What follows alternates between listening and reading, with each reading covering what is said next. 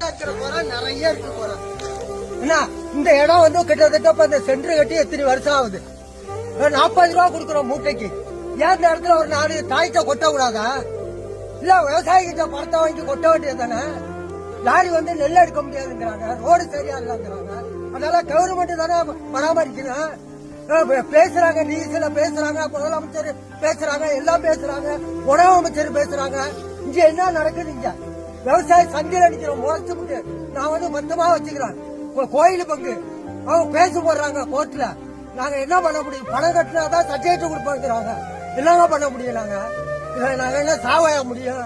ஒரு குடும்பத்துல 5 பேர் இருக்கிறோம், என்ன பண்ண முடியும்? இதெல்லாம் கவர்மெண்ட் எடுக்கணும்ல. இல்ல நியூஸ் இருக்கிறாங்க, 10 பேர் இங்க கொட்டுறோம், 10 பேருக்கு போடுறது டோக்கன் போடலாம்ல. ஏன் அதை போட மாட்டாங்க?